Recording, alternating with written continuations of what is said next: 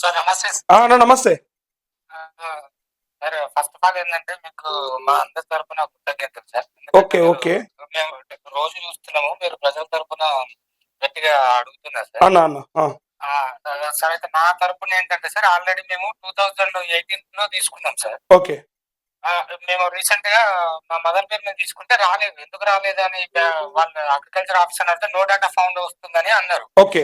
నాకు తెలిసిన ఇంకొక ఏఈఓ కొంచెం క్లోజ్ ఏఈఓ ఉన్నారు సార్. ఆయన ఇట్లా ఉంది అని అంటే ఏమంటున్నాడంటే నేను బ్యాంక్ నుండి 5 years స్టేట్మెంట్ ఇట్లా తీసుకొచ్చిన సార్. తీసుకొచ్చి ఆయన చూపిస్తే ఆయన ఏమంటున్నాడు అంటే మీరు తీసుకున్న అకౌంట్ నెంబర్ ఏదైతే ఉందో ఆ అకౌంట్ నెంబర్ అనేది అటు కట్ ఆఫ్ డేట్ కన్నా ముందున్నది అని అంటున్నాడు. అయితే కట్ ఆఫ్ డేట్ ఆ account number cut off date ముందుందా వెతుకుతా మాకు తెలియదు కదా. మేమైతే కంటిన్యూ రెన్యువల్ చేసుకుంటూ వస్తున్నాం కదా. 2021 లో రెన్యువల్ చేసుకున్నాం సార్ 1,40,000 కి. ఇప్పుడు అది మిస్టేక్ అనేది బ్యాంక్ వాళ్ళు అయితే మనది ఎందుకు అవుతుంది, రైతులది ఎందుకు అవుతుంది?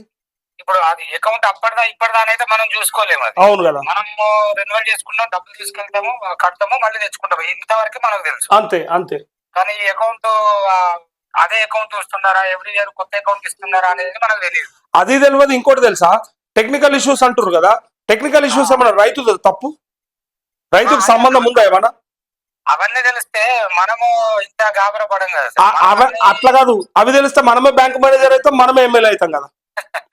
మనం అధికారంలో ఉంటాం, ప్రభుత్వంలో ఉంటాం కదా. తెలియడానికి తెలియజేసే పరిస్థితి ఉండాలి, బాధ్యత వాళ్ళకు ఉండాలి అనేదే నా బాధ. ఇంకోటి బ్యాంకు వాళ్ళు కూడా ఇర్రెస్పెక్టివ్ గా ఆన్సర్ ఇస్తున్నారు వాళ్ళకి. తెలుసు కాబట్టి డైరెక్ట్ వెళ్ళి మేనేజర్ గారితో కూర్చొని ఏం సార్ ఇట్లా అంటే అడిగిన వాళ్ళకి చెప్తున్నారు. పాపం కొందరు రైతులు వచ్చి నార్మల్ గా అడిగితే అసలు వాళ్ళ ఇంటి సొమ్మే తిన్నట్టుగా బయట అందించిన చూసుకోపో, లేకుంటే అటుకో ఇటుకో అని చాలా ఎవరన్నా. నేను చూసిన బ్యాంకుల కాడ పంచెలు లుంగీలు కట్టుకొని పోతే కథమిగా ఆయన నిలబెడతారు. అటుకెళ్ళి అటే లేదు లేదు అయితే మలరాపో ఏదో బిచ్చగా నిలగొట్టినట్టే బ్యాంకులు తరుముతున్నాయి కొన్ని బ్యాంకులు. అయితే నాకు చెప్పిండ్రు, కొంతమంది చూసినా కూడా నేను ఒక జాగాలో. అవునన్నా. అయితే మా రిక్వెస్ట్ ఏంటంటే అన్న మీకు ఒకసారి నో డేటా ఫౌండ్ అనే వాళ్ళది అది బ్యాంక్ ఇష్యూ కదా, వాళ్ళకి తెలియదు కదా అనేది ఒకటి మీరు రేజ్ చేయాలి. ఖచ్చితంగా ఇప్పుడు కూడా చెప్తా ఉన్నా కదా, నేను కూడా అదే మాట్లాడుతున్నా. చేద్దాం, అది నో డేటా ఫౌండ్ అనేది ఎవరు తప్పు.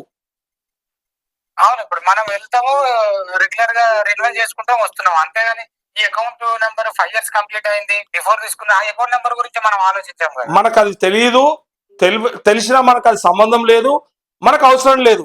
మాఫీ చేస్తా అన్నాడు, ఏ అకౌంట్లో అయినా మాఫీ చేసేయాలి గంతే. అది మనం అడుగుతుంది గంతే. అప్పుడు అన్నిటి చేస్తా అన్నారు, ఇప్పుడు వచ్చేసి మరి అదే అడుగుతున్నాము. ప్రతి రైతుకు 2 లక్షల రుణమాఫీ అని చెప్పినప్పుడు మరి అది నోటితోనే చెప్పారు కదా. మరి దాని మీద నిలబడాలి కదా. అన్నం తినే నోటితో చెప్పినప్పుడు కట్టుబడి ఉండాలి కదా. నోటితో చెప్పిండు, మరి మన వెళ్ళిన ప్రతి దగ్గర దేవుళ్ళ మీద ఒట్టేసి మరి చెప్పిండు. అప్పుడు ఇన్ని కండిషన్స్ అప్పుడు లేవన్నా. అరే కండిషన్స్ చెప్పినప్పుడు కూడా ఇన్ని కండిషన్స్ లేవు. ఇప్పుడు తప్పులు అంటారు కదా. సరే తప్పులు జరిగినాయి అనుకుందాం, రెన్యువల్ చేయని వాళ్ళు లేకపోతే మొండి బకాయిలో లేకపోతే బంగారం మీద తీసుకున్న వాళ్ళు ఉన్నారు అనుకుందాం. ఏమైతుందో అలాగే చేస్తే పోతే ఇంకో 1000 కోట్లు 2000 కోట్లు ఏమైతుంది? ఎవరింట్లోకి వెళ్ళి ఇస్తున్నారు? రైతుకు ఎన్ని రకాలుగా నష్టం జరుగుతలేదు. ఈ మాత్రం ఆదుకోకపోతే ఎందుకు ప్రభుత్వాలు? ఈ ఒక్కసారి రుణ విముక్తుల్ని చేస్తే మళ్ళసారి నుంచి రెగ్యులర్ ఉంటారు కదా. అది చెప్పాలి. ఈసారి నుంచి రుణమాఫీ ఒకవేళ ఈసారి క్లియర్ గా చేస్తున్నాము, ఈసారి ఏం లేకుండా తుడిచేస్తున్నాము, మళ్ళసారి నుంచి మీరు జాగ్రత్తగా తీసుకొని మంచిగా కట్టుకోరని చెప్పాలి. కాదంటాడా రైతు? చేసుకోడా? ఒకవేళ అప్పుల పాలయ్యి నష్టమైతే తప్ప, పంట నష్టమైతే తప్ప ఆయన ఎందుకు కట్టుకోడు అసలు? ఓన్ కన్నా ఇప్పుడు తిరుగుతున్నారు అన్న, మీది డబ్బులు కట్టేసి అయ్యో చేసుకుందాము లక్ష మీద చేసుకుంటారా? ఇంకోటి గ్రామాలల్లో 10,000 రూపాయలు అప్పు పుట్టదు పాపం రైతుకు. గొడగొడ ఏడుస్తాడు. మోటార్ కాలిపోతే ఓ సేటు దగ్గర పోతే 10,000 రూపాయలు అప్పు పుట్టది. అట్లాంటి రైతుకు ఇంకోటి పుట్టిన అప్పుకు బాధపడో పోయి కట్టేసేస్తాడు. కానీ ఏనడన్నా రైతు ఏమన్నా ముంచిండా? ఏ గ్రామాలన్నా ఏ వ్యాపారులన్నా ముంచిండా? రైతులను ముంచిన వ్యాపారులు ఉన్నారు దొంగలు. ఇంకా మిత్తికి రాసి వాని వడ్లు వాని మక్కలు వాని అన్ని తీసుకొని నాశనం పట్టిన వాళ్ళు ఉన్నారు. కానీ ఏ రైతన్నా ఏ వ్యాపారన్నా ముంచిండా ఇప్పటిదాకా? మరి ఈ సోయి ఉండాలి కదా, ప్రభుత్వానికి కూడా ఆలోచన ఉండాలి కదా, అధికారులకు కూడా ఉండాలి కదా. ఇంకొక దారుణమైన విషయం కూడా ఏంటంటే మేము 2 లక్షల వరకు చేసినాము అని అంటున్నారు వీళ్ళు. బట్ కొన్ని విలేజ్లలో 40,000, 45,000, 60,000 అట్లున్న వాళ్ళకు కూడా ఇంక్లూడింగ్ రేషన్ కార్డు ఉన్నది ఇప్పటి వరకు అవ్వదు. చాలా మందికి కాలేదు. అదే 5.5 లక్షల మంది కాలే. మన బ్యాంక్ లో మిస్టేక్స్ అంటున్నారు. ఆల్రెడీ చాలా మంది ఇదివరకే కేవైసీ చేసుకున్నారు అన్న. అవన్నీ కూడా ఈ బల్క్ వచ్చినప్పుడు ఈ బ్యాంకు వాళ్ళు ఏం చేస్తారంటే అక్కడ ఉన్న వాళ్ళు ఫాస్ట్ గా కొట్టుకుంటే వెళ్ళిపోతున్నారు. దానికి పాప రైతు మాత్రం ఏం చేస్తారు, డాక్యుమెంట్స్ ఇవ్వమంటారు. అవన్నీ డాక్యుమెంట్స్ ఉన్నా లేకపోయినా సంపాదించుకొని ఆ జిరాక్స్ తీసుకొని వెళ్తే వాళ్ళు నెగ్లెక్ట్ గా తీసి వాళ్ళకు నంబర్ ఆఫ్ వస్తాయి కదా అప్లికేషన్స్. సరే వాళ్ళకి వీలైనప్పుడు కొడతారు, అరే టైం అవుతున్నది కదా ఫాస్ట్ ఫాస్ట్ కొడతారు.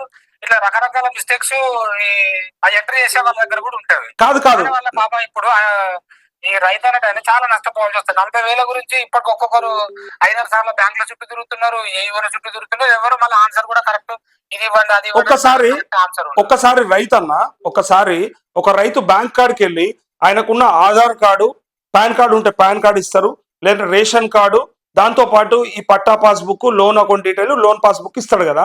ఎన్నడన్నా తీసుకపోయి కంప్యూటర్ లో కొట్టే దాంట్లో రైతుదేమన్నా ఇన్వాల్వ్మెంట్ ఉందా అసలు? ఎంట్రీల డేటా ఎంట్రీలా రైతు ఏమన్నా చేస్తాడా?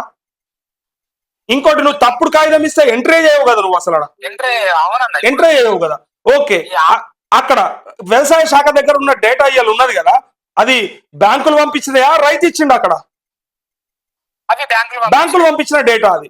వీళ్ళకి ఏం సంబంధమే రైతులను నడిమి లాగం చేసుడు? కాకపోతే సన్నాసులకు చేతగాక వాళ్ళు వీళ్ళు ఖరాబ్ చేసి నడుమన రైతులు నాగం చేసేది వీళ్ళు. అవునన్నా, ఇప్పుడు కుటుంబ నిర్ధారణ అంటే సరే అది వేరు, నలుగురు ఉన్నారో అది తెలుసుకోవడం. కానీ బ్యాంకులో పేర్లు మిస్టేక్లు అంటే మాత్రం 100% బ్యాంక్. ఎందుకంటే లోన్ ఇచ్చేటప్పుడు కళ్ళు కనవలేదురా నీకు? అప్పుడు చూడలేదు, ఇప్పుడు పాపం ఆగమాగం చేస్తారు మరి. అని ఇంకోటి కూడా కుటుంబ సభ్యుల నిర్ధారణ అనేది కూడా రాంగ్. ఎందుకంటే అప్పుడు ప్రతి పాస్బుక్ పేరు మీద అని అన్నారు కొందరు. ఇప్పుడు మనం ఏమంటున్నాము, మన చిన్నప్పుడు ఉమ్మడి ఫ్యామిలీస్ ఉన్నాయి, అయ్యా ఇప్పుడు లేవని బాధపడుతున్నాము. ఇప్పుడు మరి రైతు రుణమాఫీ వల్ల ఒక క్వశ్చన్ ఏమైతుందంటే, అసలు ఉమ్మడి ఫ్యామిలీలు ఉండదు.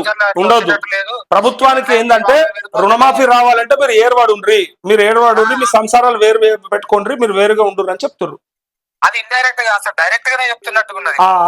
ఉమ్మడి కుటుంబాలు అవసరం లేదు, విచ్ఛిన్నం చేసుకోండి, ఏడోడాడ బతుకుండ్రి, తండ్రితోని కొడుకులు ఉండొద్దు, మీ సంసారాలు మీకుంటే మీ రేషన్ కార్డు మీకు వస్తే మీ రుణమాఫీ మీకు అవుతుంది అని చెప్పుడు అన్నట్టు. ఇది లేనోని ఇంకో కుండ సపరేట్ పెట్టించుడు, ఇది ఇంకో పొయ్యి సపరేట్ పెట్టించుడు వీళ్ళు ఈ ఇచ్చే మాఫీ కోసానికి. కొందరు నిజంగానే అన్యోన్యంగా ఉంటారు సార్.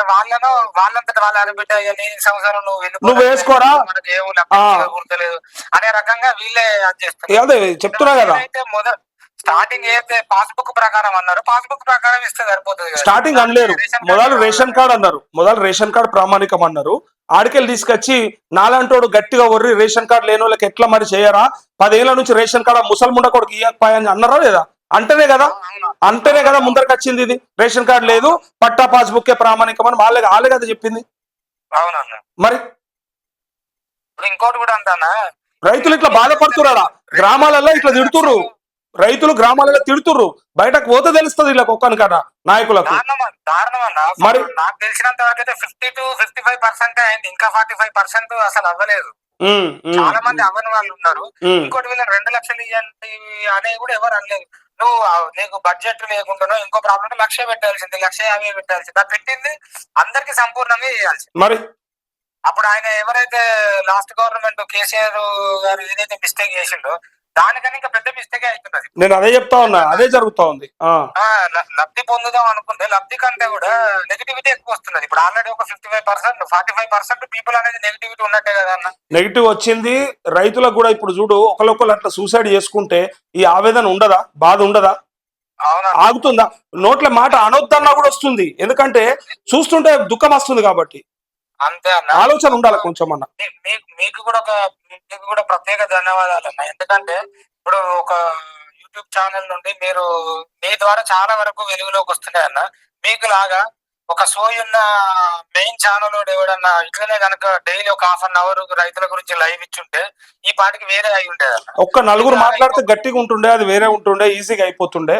నేను కూడా అదే రిక్వెస్ట్ చేస్తా ఉన్నా నాకు తెలిసిన మిత్రులందరికీ కూడా. అవునన్నా, కొంచెం ఒక మెయిన్ స్ట్రీమ్ చేస్తున్నా మీడియా అనే దాని ఎఫెక్ట్ 100% వేరే ఉంటది. కరెక్ట్ అన్న. ఓకే, బట్ ఇప్పటికైనా మీలాంటి వాళ్ళ వల్ల కొంత వరకు ఎడ్యుకేట్ అయిన చెప్పకపోతే మాట్లాడకపోతే ఎట్లా తెలుస్తుంది అన్న వాళ్ళకి? ఎట్లిన పడుతుంది గ్రామాలలో. ఇలా వాళ్ళ సర్పంచులు లేరు, ఎంపీటీసీలు లేరు, జడ్పీటీసీలు లేరు, ఎమ్మెల్యేకి ఎట్లా తెలుస్తుంది? ఎమ్మెల్యే పోతుండ, ఒక్క ఎమ్మెల్యే నన్ను గ్రామాల్లో తిరుగుతుండ ఇలా ఎవరు తిరుగుతున్నారు? తిరుగుతలేరు. మరి అలాంటప్పుడు ఎట్లా తెలుస్తుంది? ఆయన కలవాలంటే మనకు 3-4 గంటలు కావాలి. 3-4 గంటలలో మనం డైరెక్ట్ కలవలేము. మళ్ళీ ఒక బుడ్డ నాయకుని పట్టుకోవాలి. ఆ బుడ్డ నాయకునికి తినిపించుడు, తాగిపించుడు, ఈ వస్తాయో రావో తెలియదు. ఇంకోటి మధ్యలో పరిపాలన యంత్రాంగం ఉన్నదా? వీళ్ళు లేరు కదా. ఇలా వార్డు మెంబర్ లేడు, సర్పంచ్ లేడు, ఎంపీటీసీ లేరు, జడ్పీటీసీ లేరు. వీళ్ళెవరు లేకుండా ఎమ్మెల్యే దగ్గరికి ఈ సమస్యలను ఎట్లా పోవాలి? ఎట్లా పోతే? గ్రామాలలో కాగితాలు పట్టుకొని ఆఫీస్ చుట్టూ ఈ ఆఫీస్ చుట్టూ తిరుగుతున్న రైతులు వాళ్ళకి ఎట్లా చేర్చాలి? ఎట్లా తెలవాలా ఇన్ఫర్మేషన్? అంటే ఇగో నా అటువంటి వాడు తీసుకుంటే తెలుస్తుంది. ఇలా 100% అన్న, 100%. ఇందాక కూడా మీరు ఒక కాలంతో మాట్లాడుతున్నప్పుడు ఎవరు కొందరు ఇట్లా అంటున్నారు అని అన్నారు. అట్లాంటి లత్తకూరు గాడు ప్రతి దగ్గర ఉంటారన్న. 100 మంది మీకు సపోర్ట్ ఉంటే ఒక మాట పట్టించుకోవాల్సిన అవసరం లేదు. మెజారిటీ పర్సన్ మీకు సపోర్ట్ ఉంటారన్న. అన్న నాకు కావాల్సింది రుణమాఫీ. నాకు ఏ స్వార్థం లేదు, నాకు ఏ లాభం రాదు. అందరికి రుణమాఫీ అయిపోయింది అన్ననాడు నేను ఈ షో లైవ్ షో బంద్ చేసి చప్పుడు ఏక నా వార్త లేదు నేను చెప్పుకుంటా అంతే. నాకు కావాల్సింది అంతే. ఓకే అన్న, థ్యాంక్ యూ అన్న. థ్యాంక్ యూ అన్న.